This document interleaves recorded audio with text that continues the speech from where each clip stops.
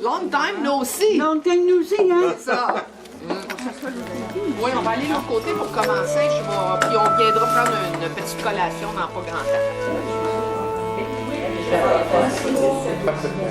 C'est bon. Un bon souvenir. Chérie? Ah, on va pas.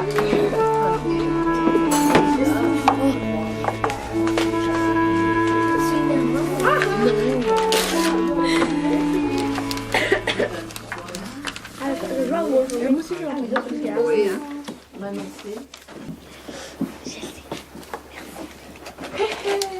Alors, on revient ici. Mon frère. Tu sais qu'est-ce que j'ai écrit sur mon Et le CD de Star Academy. que j'ai mis lire ses lettres, qu'il a... Vas-y, tu peux l'écrire. Qu'est-ce que j'ai fait? Parce que tu viens de le dire. J'ai voulu participer à ce projet pour savoir comment les aînés, comment c'était leur vie avant. D'abord parce qu'il me reste qu'un grand-parent, qui est mon grand-père paternel. Puis je voulais savoir comment s'est passée la vie des aînés. Ça va bien, toi, là? T'es inspiré? Pour moi, c'était important d'être en contact avec un jeune. Parce qu'aujourd'hui, moi, je suis non seulement père, mais grand-père. Alors pour moi, c'était comme renouer avec une partie, disons, de mon enfance, entre autres. Et d'avoir un contact privilégié avec un jeune, le découvrir tel qu'il est, dans sa culture. Et j'étais content, entre autres, d'être pairé avec un jeune Algérien. Bien le bonjour, shérif. Tout d'abord, je tiens à te remercier chaleureusement de ta lettre du 23 mars 2009 que j'ai reçue ce matin. Ta lettre reflète bien la joie printanière qui t'anime en ce moment. C'est un plaisir de te lire. Oui, le printemps est enfin arrivé. Vu le temps frisquet qui l'accompagne, eh bien, le printemps a gardé ses bas de laine et sa tuque. J'espère que le temps va se réchauffer bientôt pour permettre au printemps de s'épanouir dans le rire et la joie de vivre, comme toi d'ailleurs. T'aimes ça rire beaucoup? C'était une occasion de revenir avec des jeunes et puis savoir qu'est-ce que j'aurais à dire maintenant de nouveau. Parce que quand même 15 ans que j'ai arrêté d'enseigner. Alors là, je vais voir si j'ai quelque chose à dire à cette jeunesse. C'est tellement un jeune très intelligent, un futur inventeur, qui a déjà des inventions en banque, là.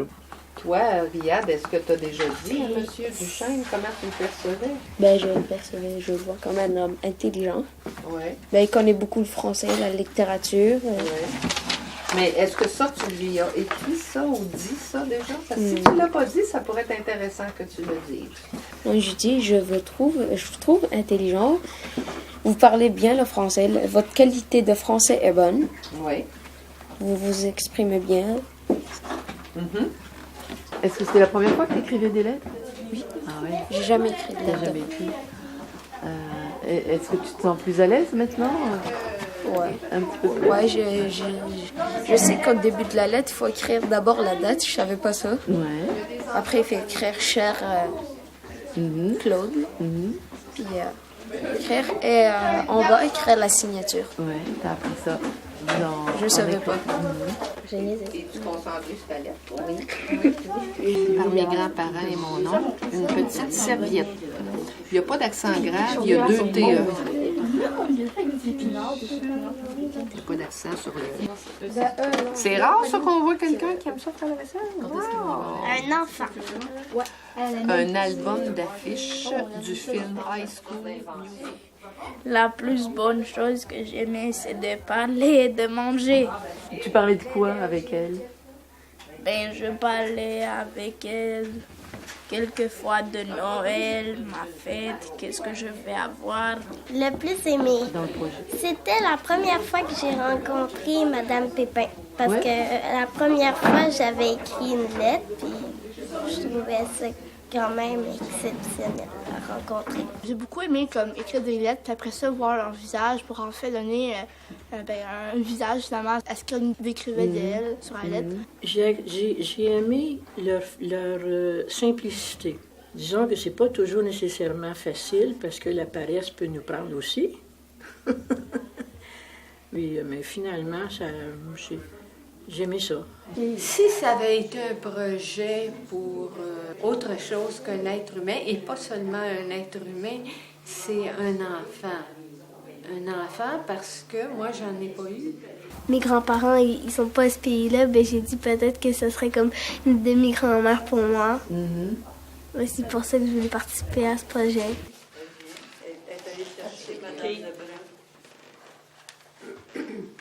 Je savais pas si j'avais vraiment la psychologie pour correspondre avec des jeunes comme ça, mais donc, j'ai décidé de m'essayer. Et moi, je suis tombée 2 fois. Et quand je suis tombée, la douleur s'est transformée en rire. J'ai dit, tu peux-tu comprendre que quand c'est des gens plus vieux, ça bien qui tombent, eux autres, ils n'ont pas envie de rire. Fait que lui, il trouvait ça drôle de voir tomber les gens, puis il dit, en tout cas, il dit, moi, j'ai pas eu tellement de douleur, plus que j'ai trouvé drôle. Mais c'était vraiment pas, je pensais jamais qu'il allait me répondre là-dessus. Ouais. Je veux dire, quand je lui demandais soit un souvenir ou quelque chose de drôle qui soit arrivé à lui ou à un de ses camarades, je pensais pas là, que ça tombait. Ben lui, il a pensé à la glace. Il est spécial, hein? Oui. Chère Madame Vanier, j'ai hâte à vous rencontrer encore. Sabin Siotir André. Ben, c'est que ma grand-mère, je la voyais pas souvent. Puis c'est comme, j'aimais ça parler avec du monde que je voyais plus souvent, qui était plus amusant. Puis c'est comme, quand Rachel nous a parlé, on dirait que c'était full intéressant, qu'on se rencontrait du monde et tout. Souvent, quand on rencontre une personne, on dirait que on est comme un peu gêné des fois d'exprimer des choses d'une certaine façon, montrer notre sensibilité. Je trouve que en l'écrivant, souvent on met des sentiments en même temps qu'on donne de la nouvelle, là, tu sais. J'ai très peu à vous dire, mais j'ai plusieurs questions à vous poser. Exemple, qu'allez-vous faire cet été? Allez-vous revoir vos enfants? Allez-vous voyager? Mais oui, je vais à New York voir ma famille. Je vous aime, grand-maman Émilienne de Chelsea, votre petite fille qui vous aime. Faites attention à vous. C'est de voir l'émotion des personnes quand ils nous parlent de qu'est-ce qui s'est passé dans leur vie. Ça m'apprend des affaires. Quand ils nous parlent de leur famille, ça m'a appris des choses. Parce que moi, mes parents sont séparés, alors ça m'a permis d'apprendre comment un couple, une famille vivait dans le temps. Mon rêve est de devenir avocate, avoir beaucoup d'argent, et faire qu'il n'y a pas de personnes pauvres dans le monde. Oui, j'espère réussir, car j'ai confiance en moi. Dans 30 ou 40 ans, j'aimerais avoir 2 ou 3 enfants et avoir une belle vie. Wow. Je le sais. Oui, merveilleux. Vu que tu as 2 talents, tu pourrais être avocate en tutu et gagner ta cause sur la pointe des pieds.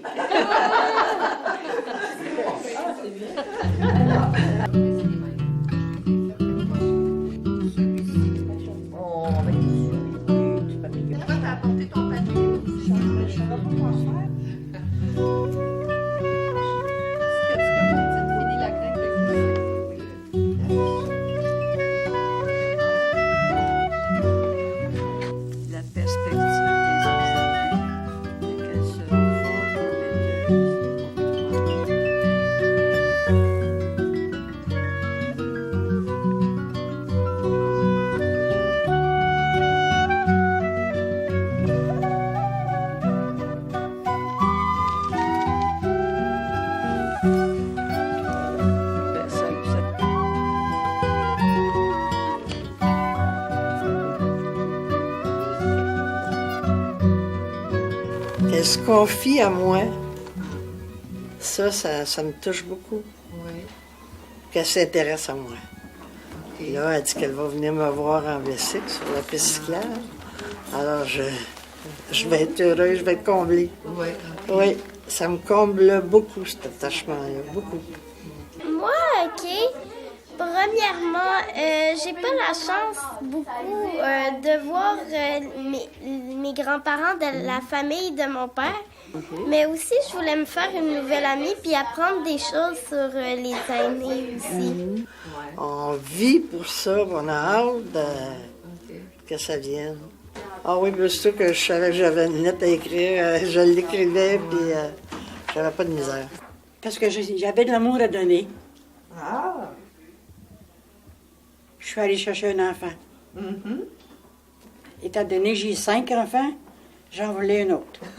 Un autre de plus. Un autre de plus. Mon oncle est mort. Ça me trouble. En tout cas, j'aime mieux me changer les idées en faisant du sport. Et comme loisir, je fais de l'impro.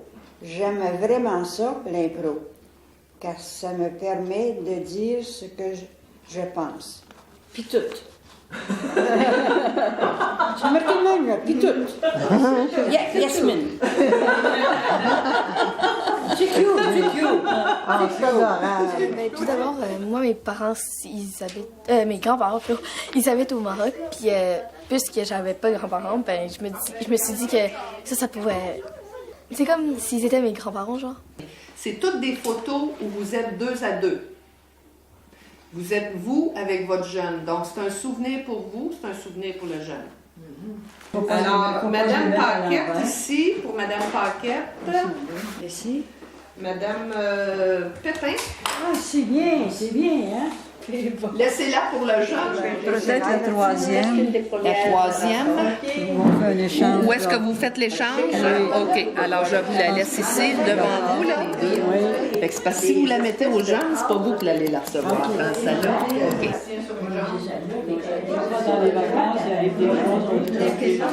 Oui.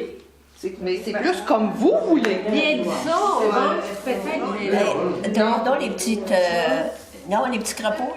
Lui sur le papier. Bon, alors, voyons donc quel petit cœur, hein, faisons.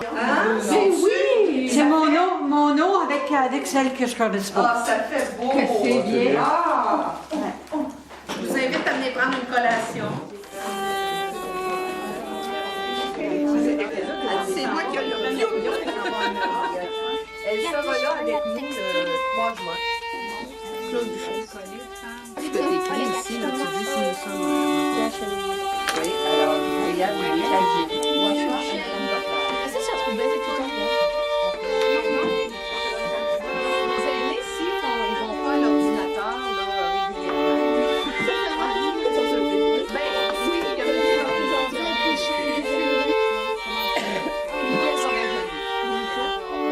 satisfaite, là.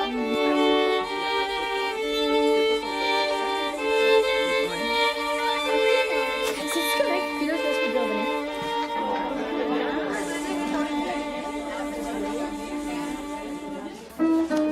Ma photo est différente.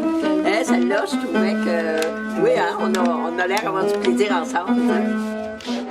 Elle dit, vous aviez l'air de parler avec votre cœur. Ah, c'est chaud!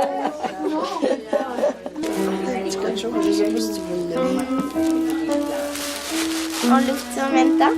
Hein? On l'ouvre en même temps. Parce que ma cousine, elle a 2 ans moins que moi, OK? Puis elle est super excitée, elle bouge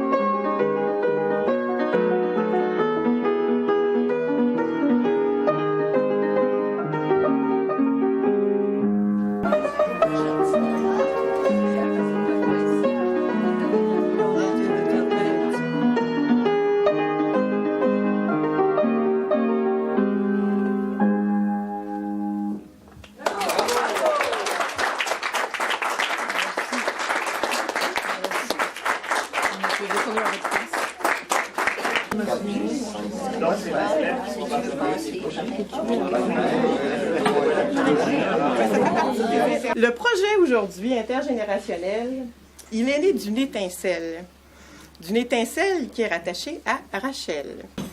parce qu'elle a décidé que cette étincelle irait plus loin. Merci aux aînés d'Entraide en Nord, qui eux aussi ont eu cette étincelle, aux enseignantes, qui l'ont communiqué donc aux élèves, et les élèves ont communiqué cette étincelle à leurs parents. Donc, merci à tout le monde. Comment vous avez perçu le projet? Comment votre fille ou votre fils l'a vécu? Et vous, quelles sont les impressions qui vous restent? Un très grand bonheur, le petit bonheur a été très grand pour lui que d'écrire ces lettres-là, que de lire de M. Nadeau était une cérémonie à chaque fois qu'on reçoit la lettre de M. Nadeau à la maison. Oui, c'est ce que je voulais dire. Et merci beaucoup pour le petit bonheur. Je trouve que ça l'a beaucoup aidé dans son écriture, puis dans la structure de phrases aussi. Là, je pense que c'est un plus. Elle en ressort gagnante de cette expérience-là. Comment occupiez-vous vos temps libres quand vous aviez notre âge? Le passe-temps dont je me souviens le plus, c'était la grand-messe du dimanche, parce qu'on allait à 3 messes. Alors, depuis ce temps-là, j'ai des messes en avant, puis je suis pas. Qu'est-ce que vous attendez de vos grands-parents? Que j'ai pas plus de lien avec mon grand-père paternel parce qu'il est assez réservé puis un peu grincheux. Mais il est gentil, mais il est très réservé. J'aimerais ça qu'il me parle plus de son enfance en Saskatchewan, puis comme ça nous rapprochera un peu, là, parce que... Quelle était la place de la musique dans votre vie à notre âge? Quand j'étais toute petite, je jouais au piano des airs que j'entendais. Puis quand mon frère aîné a commencé à apprendre la musique, j'écoutais ses morceaux, puis j'allais les jouer après. Mais je dirais que vers ma 15e, 16e année, je suis tombée vraiment en amour avec la musique, puis ça n'a jamais changé.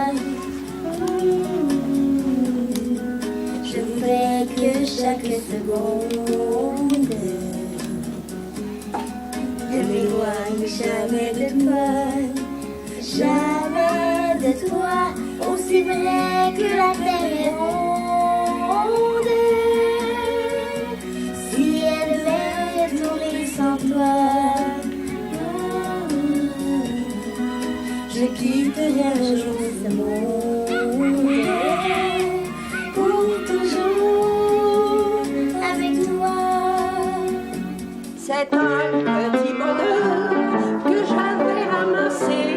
Il était tout en pleurs sur le bord d'un fossé. Quand il m'a vu passer, il s'est mis à crier: Monsieur, ramasse-moi, j'ai vous ramenez-moi. Mes frères m'ont oublié, je suis tombé, je suis malade. Si vous ne m'accueillez point, je vais mourir. Quelle malade! Je me fais mes petits pains, je vous le jure. Monsieur, je vous en prie, délivrez-moi de ma torture.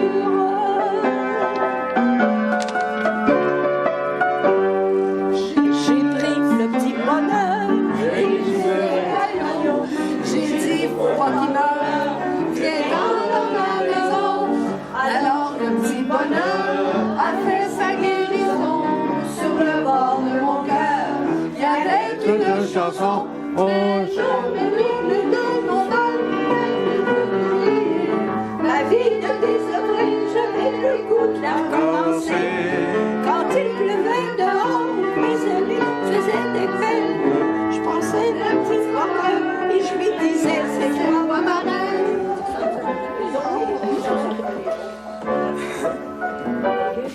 Merci.